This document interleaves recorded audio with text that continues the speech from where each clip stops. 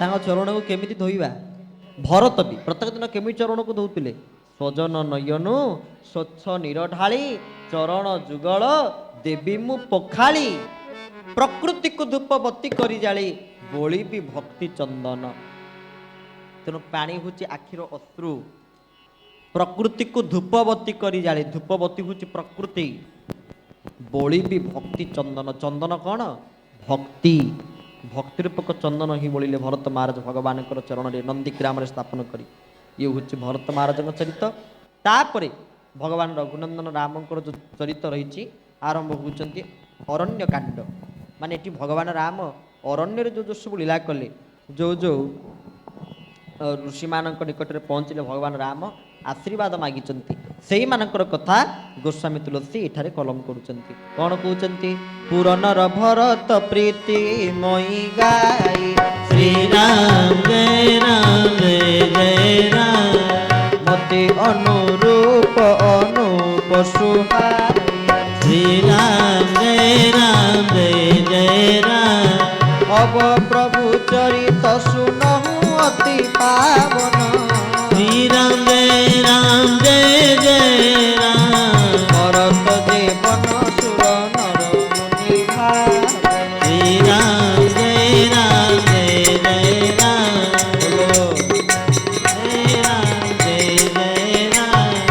बोल राजा रामचंद्र भगवान की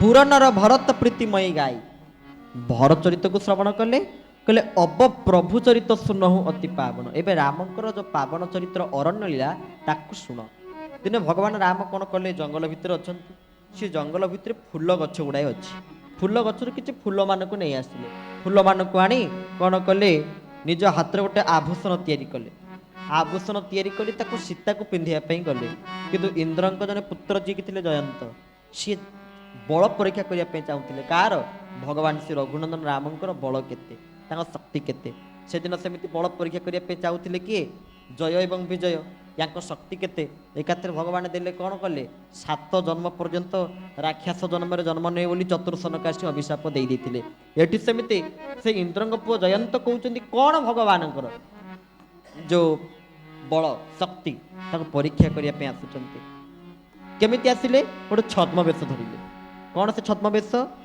ना सीता चरण चेत अति भागा मूढ़ मंद मति कारण भागा बोलो श्री राम जय राम जय जय राम श्री राम जय राम जय जय राम प्रेरित मंत्र ब्रह्मस्वर धावा चला जीवा यश भय आवा बोलो श्री राम जय राम जय जय राम जय रघुनंदन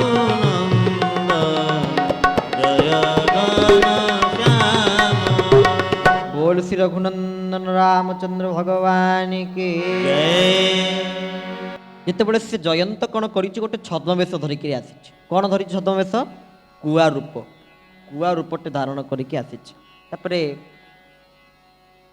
ये सब कथा जदि आम शुणा जीव पक्षी पशु पक्षी मान सब नहीं गाँवली कथा भी रही गाँव प्रभाव भी रही आम राति शोई सका उठू किए आलाराम आलाराम उठू किंतु आगुरी राति पाहिलाणी राबई काऊ आम शुणीचे काऊ का कहला माने आमे उठिबा सी आमको आलाराम भाया उठाऊला अब तो आम समस्ते सहर रहिले उच्च शिक्षित हेले आ गाँव जो परंपरा थिला बा गाँव जो ढंग बाग थिला निश्चित भाव में आज जो समाज आम आसी पहुँचले आज पिला माने धीरे धीरे गाँव कथा को प्रायतः भूली जीवे कहीं गाँ भी बर्तमान सब सहर हो गलानी ना गाँ कौन क्वचित गाँ आप पाइबे ना गाँव भी सब प्राय सहर घर हो गलानी सहर हो गलानी किंतु সেই কাউ জয়ন্ত যে কাউ রূপ ধারণ করে আসি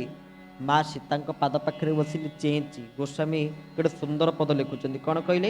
ସୀତା ଚରଣ ଚେଁଚ ହତି ଭାଗା ମୂଢ ମନ୍ଦମତି କାରଣ ଜାଗା। ସେ କୁଆର ଯୋଉ ଥଣ୍ଟଟା ଥିଲା ସେ ଥଣ୍ଟରେ ମା ସୀତାଙ୍କର, ମା ଭଗବତୀ କୃପାମୟୀ ଜାନକୀଙ୍କର ପାଦକୁ ଆସିକିରି ଖୁମ୍ପି ଦେଲା। ତେଣୁ ଭଗବାନ ରାମକୁ ଯେତେବେଳେ ମା ସୀତା ଡାକିଛନ୍ତି, ପ୍ରଭୁ ରାମ ଆସି ପହଞ୍ଚିଲେ, କହିଲେ କଣ ହେଲା? ନା ଚଲା ରୁଧିର ରଘୁନାୟକ ଜାନା ଶିକ ଧନୁଷ ସାୟକ ସନ୍ଧାନା। ବୋଲେ ରାଜା ରାମଚନ୍ଦ୍ର ଭଗବାନ କେ ଜୟ। ଭଗବାନ ରାମ କଣ କଲେ? ଧନୁଷର ଧଇଲେ, ବାହାରିଲେ। ଏପଟେ ଇଏ ଜୟନ୍ତ କହୁଛନ୍ତି କୋଉଠି ଟିକେ ତ୍ରାହି ପାଇବି, କିଏ ଟିକେ ରକ୍ଷା କରିଦେବ, କିଏ ଟିକେ ଉଦ୍ଧାର କରିଦେବ ଭାବିକିରି ସବୁ ଦେବତା ମାନଙ୍କ ପାଖକୁ ଗଲେ। ଯାହାଙ୍କ ପାଖକୁ ଗଲେ କେହି ବି ତାଙ୍କୁ ଆଶ୍ରୟ ଦଉନାହାନ୍ତି। କାହିଁକି ନା ଭଗବାନ ରାମଙ୍କ ସହ ଯିଏ ବିରୋଧ କରିଥିବ, ଯିଏ ଶତ୍ରୁତା କରିଥିବ, କୋଉ ଦେବତା ତାଙ୍କୁ ଇଏ ଦେବେ କି, ଆଶ୍ରୟ ଦେବେ କି? କେବେ ଦେଇପାରିବେ ନାହିଁ, କେବେ ଦେବେ ନାହିଁ। ତେବେ ସେଇଥିପାଇଁ କୌଣସି ଦେବତା ଆଶ୍ରୟ ଦଉନାହାନ୍ତି। ଏପରିକି ତାଙ୍କ ବାପା ନିଜେ ଇନ୍ଦ୍ର ବି ଆଶ୍ରୟ ଦେବାକୁ ମାନେ ଚାହୁଁନାହାନ୍ତି। ତମକୁ ମୁଁ ଆଶ୍ରୟ ଦେବି? ଆରେ ଭଗବାନ ରାମଙ୍କ ସହ ଶତ୍ରୁତା କରିକିରି ଆସିଛ, ତାଙ୍କ ସହିତ ବିରୋଧ ଆଚରଣ କରିକି ଆସିଛ, ମୁଁ ତମକୁ କେମିତି ଆଶ୍ରୟ ଦେବି ବୋଲି ତମେ ଭାବିପାରୁଛ? ତାଙ୍କୁ ବି ଦେଇନାହାନ୍ତି। ଶେଷରେ ସେ କାକ କଣ, ଜୟନ୍ତ କାଉ କଣ, କୁଆ କଣ କରିଛି? କୁଆ ରୂପ ଧାରଣ କରି ଯାଇକିରି ତାହେଲେ କାହା ପାଖରେ ପହଞ୍ଚି ପାଇଲା ନାହିଁ? ଦେବର୍ଷି ନାରଦ, ନାରଙ୍ଗ ଦଦାତି ଇତି ନାରଦ, ନାରଦଙ୍କ ପାଖରେ ପହଞ୍ଚିଲା ବୋଲି ଗୋସ୍ୱାମୀ ଲେଖୁଛନ୍ତି। ନାରଦ ଦେଖା ବିକଲ ଜୟନ୍ତା ଲାଗି ଦୟା କୋମ ଲଚିତ ସନ୍ତା। बोलो श्री राम जय राम जय जय राम श्री राम जय राम जय जय राम। बोल सियावर रामचंद्र भगवान के जय। बोल आनंदे कवार हरि हरि बोला।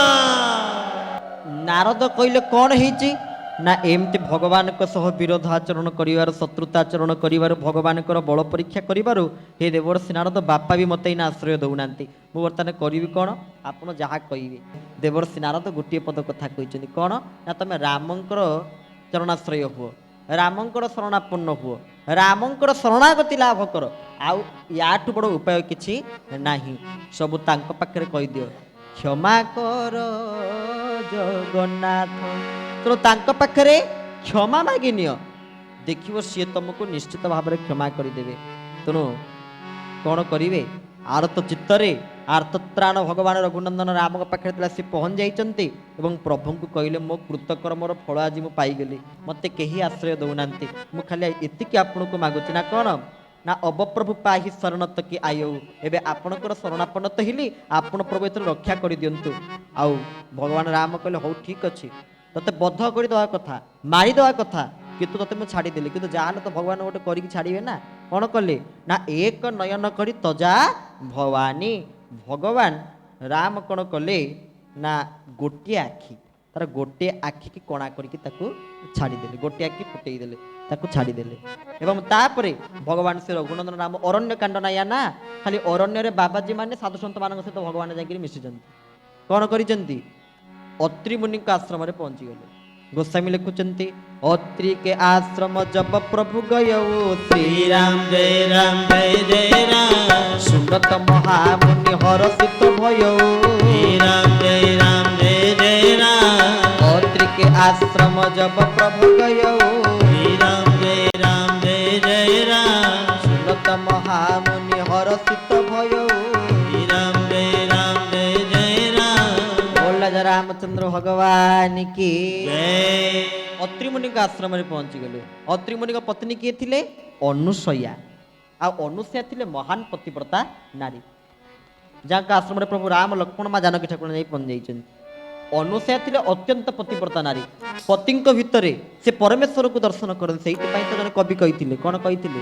କହିଲେ, ପତି ଠାରେ ପର ମାତ୍ମା ନ ଦେଖି ଦେଉଳରେ ଦିଅ ପୂଜନ୍ତି ନୀତି। ପତିଙ୍କ ବଚନ করে অমান্য, পতিঙ্ক ভণে